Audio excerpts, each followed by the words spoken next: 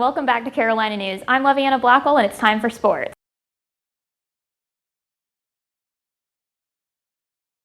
Today on sports, we have a roundup of Saturday's Gamecock football. SEC is back, and although Gamecocks fell short, it was Colin Hill's big debut as a Gamecock, which is exciting. And speaking of Gamecocks, Chris Silva is going to the NBA Finals along with the Miami Heat, and they will face off against the Lakers on Wednesday. And tonight, for Monday Night Football, we have Lamar Jackson and the Ravens facing off against Patrick Mahomes and the Chiefs. Both are 2-0 right now, so we will see tonight who remains undefeated.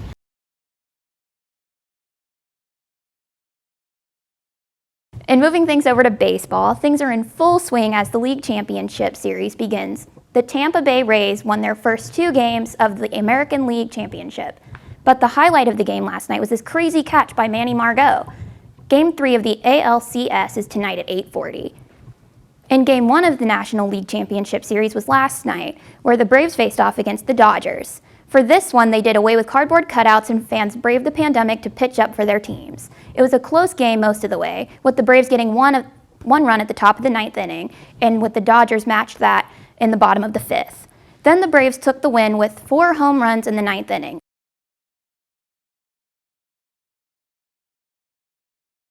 And another standout lefty last night was Jock Peterson, who hit a home run in the 2nd inning. Max Muncy hit the last homer of the night in the 5th inning, making the final score 4-2. What could have been a game changer ended up being a goof when left fielder Manny Margot attempted to steal home in the bottom of the 4th, tying the game with 3 runs, but just barely missed as Dodgers pitcher Austin Barnes tagged him out. The Dodgers are now just 1 win away from their first World Series since 1988. The teams have tonight off and will face off at Globe Life Field at Tuesday at 8 p.m. on Fox. Our Gamecocks are on a 2-game winning streak after an upset against the Auburn Tigers last weekend, but unfortunately the Tigers they played in Baton Rouge this past Saturday had a lot more bite. The Gamecocks have a week to recuperate before they take on the Aggies here at home on November 7th. In other NCAA news, the Big Ten made their big debut on Saturday. Ohio State is an immediate standout after winning their first game of the 2020 season. They already jumped 2 spots in the AP polls and are now ranked 3rd. And on to professional football, only one undefeated NFL team remains. The Tennessee Titans had their rescheduled match against the Pittsburgh Steelers yesterday, and the Steelers came out on top in a close game, finishing 27-24.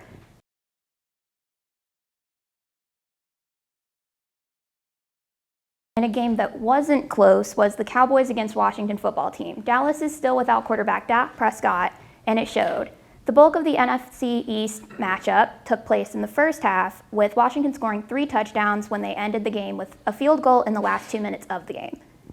And some bad news out of Cleveland today is that wide receiver for the Browns, Odell Beckham Jr., is suffering from a torn ACL that will end his season. His injury occurred in the 2nd snap of the game against the Bengals. And tonight the Chargers go up against the Bears in Los Angeles. This Monday night matchup will be at 8:15 on ESPN.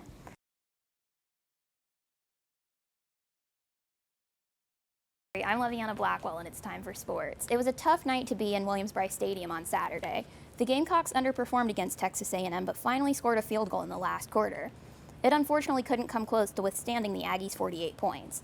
But the Gamecocks' rival Clemson also walked away with a devastating loss. The ACC welcomed the independent Notre Dame into their conference for this season, and the Fighting Irish took down their top team, dropping the Tigers down to 4th in the NCAA. And moving over to professional football, there were some crazy games yesterday. The Cowboys gave the undefeated Steelers a run for their money in Dallas last night. It became too close for comfort in the last half after Pittsburgh didn't score in the 3rd quarter. It really went down to the last second with the Cowboys' final drive. The game ended with Garrett Gilbert throwing an incomplete pass. With a final score of 24-19, the Steelers hold on to their undefeated season, going 8-0 for the first time in program history. The same good fate did not get past to Tom Brady and the Buccaneers, who faced off against the Saints last night for the 2nd time this season.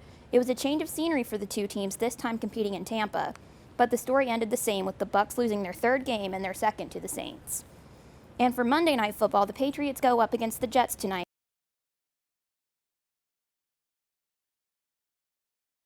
And keeping it with the Gamecocks, the football team played their first game under the interim head coach Mike Bobo Saturday night. Although they fell short, losing 10-17, Bobo is hopefully moving forward. We know we're judged on wins and losses, but I want to say one thing.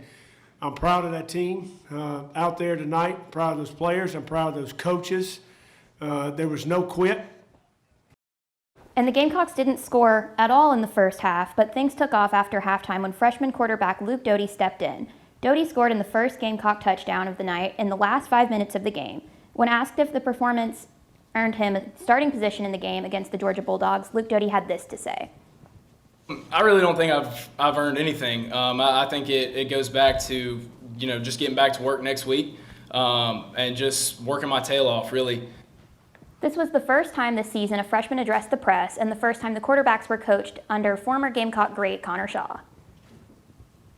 Moving over to our football frenemies, the Clemson game scheduled for this past Saturday against Florida State was postponed due to COVID-19 concerns. The Seminoles medical team refused to move forward with the game when a symptomatic Clemson player tested positive after already traveling with the team.